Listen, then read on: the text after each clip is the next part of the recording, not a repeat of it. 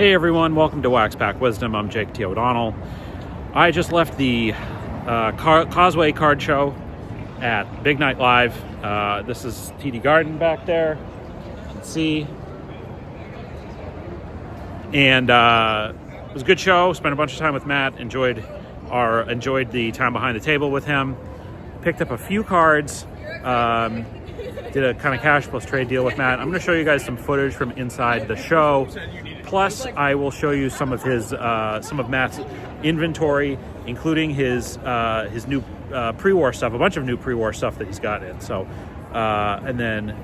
show footage inside there, Matt's stuff, and then I'm going to head home. And from there, I will show you the pickups. So let's look at the footage. So I took the T in from Wellington Station. You see the orange line there at Causeway Street, heading up to Causeway Street. That was the North Station, of course. And you see outside TD Garden there.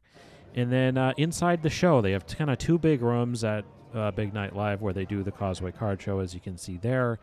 This was the big room. Matt's setup was kind of in the back there. This was the other room here. And now I'm going to show you Matt's pre-war stuff.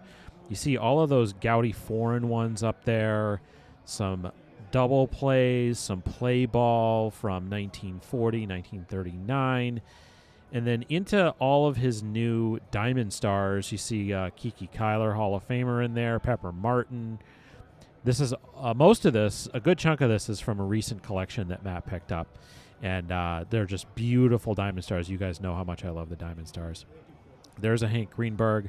Nice Feller rookie there that Matt has. And then going even further back, some game cards, some T206s, T205 in there. More game cards. He's got some great Ty Cobb cards, including that strip card.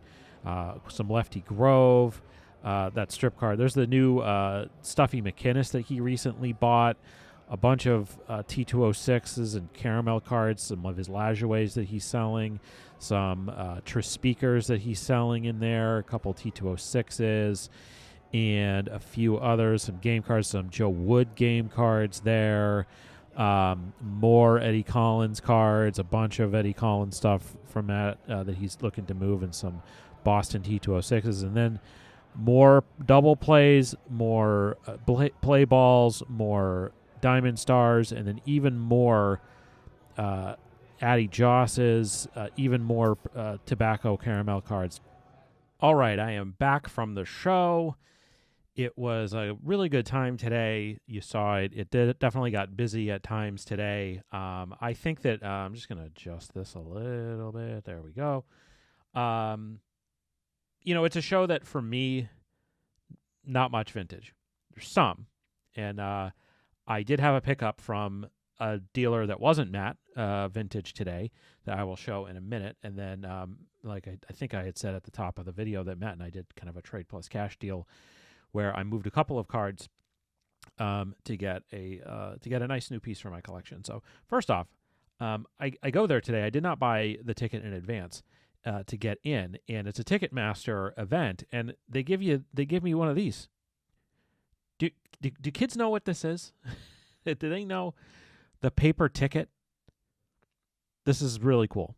I actually kind of really like this, and I don't know if hopefully the more aged among us, I have like all of my ticket stubs from concerts and games and things like that, and I'll add this to the list. It's kind of cool. You don't see these too much anymore when they actually give you the hard ticket. So, all right, so I'll start by showing the card that I got from Matt. It was a card that I had looked at last week at the Dedham show that I decided not to pull the trigger on, and then this week I saw it, had it back in his case, and I decided to get it. So this is a nice ad and fills a couple different roles in my PC, but this was the pickup that I got from Matt today, 1934-36, Joe Cronin, Batter Up, in an SGC3. Of course, these are stand-up cards, and really good shape, really nice, cool image of Red Sox Hall of Famer Joe Cronin. Backs of these are blank. You can see the outline where the stand-up is. The only one of these cards that I have is a raw copy of the Ripper Collins card. He was on the Cardinals at the time.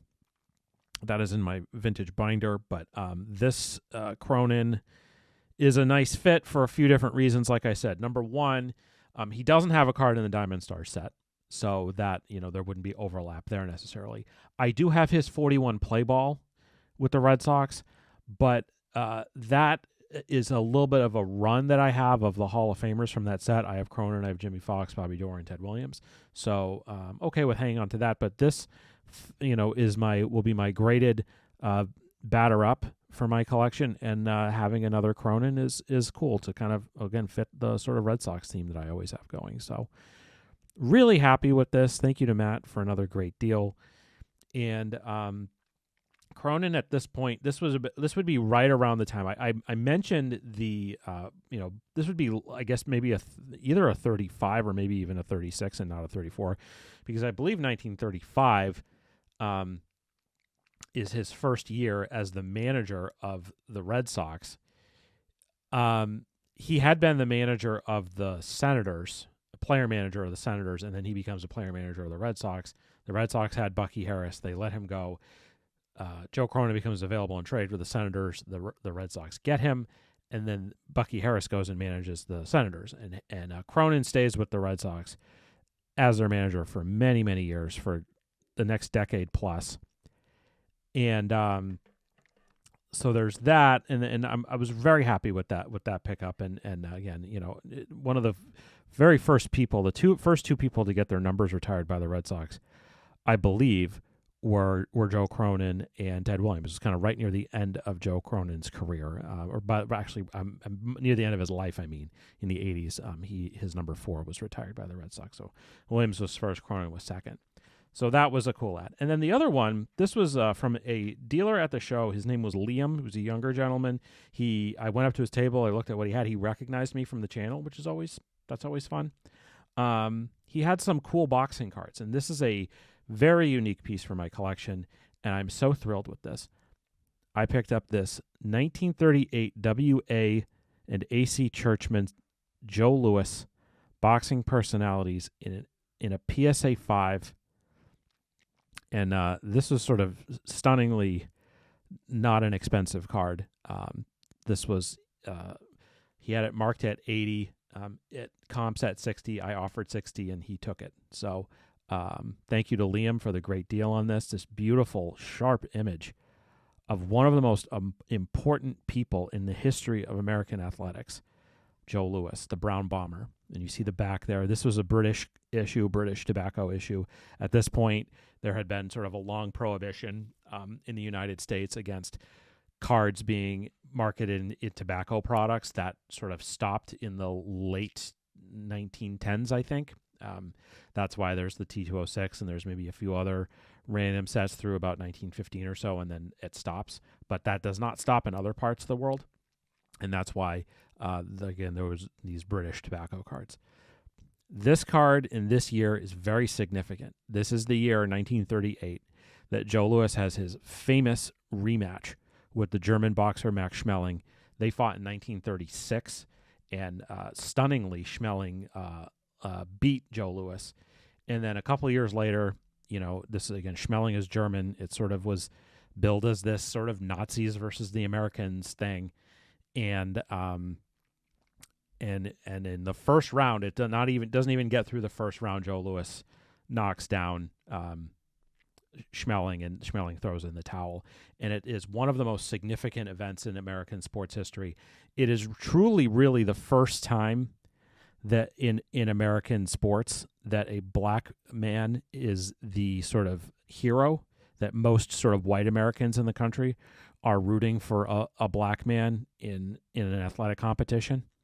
And remember, this is 1938. This is 9 years before Jackie Robinson. So I saw the year, and I was like, yeah, I want this for my collection of sort of pre-war American sports heroes. I have Jack Johnson, I have Jesse Owens, now I have Joe Louis, and definitely want to try to add more to that collection. So anyway, that was it. Those were my 2 pickups today. Let me know what you think of those pickups, and let me know if you picked up anything this weekend. I'd love to hear about it. Matt and I will recap the show and the show in Dedham and any other things coming up this coming week on the hit list. It will maybe be our last show of the year. I'm not really sure. Matt and I have to talk about that, but and then I got more pickups coming. I got I'm teasing this sort of big Ted Williams card that's coming. So hopefully that comes next week. And then I just bought another card on eBay today. That'll probably be a few weeks out before I get it, because that's got to go to authentication as well. But that's another card I'm very excited. And finishing the year strong with good pickups. Last thing, just I'm here today. I'm not at the Philly show. I hope everybody at the Philly show this weekend has a great time. I miss you guys.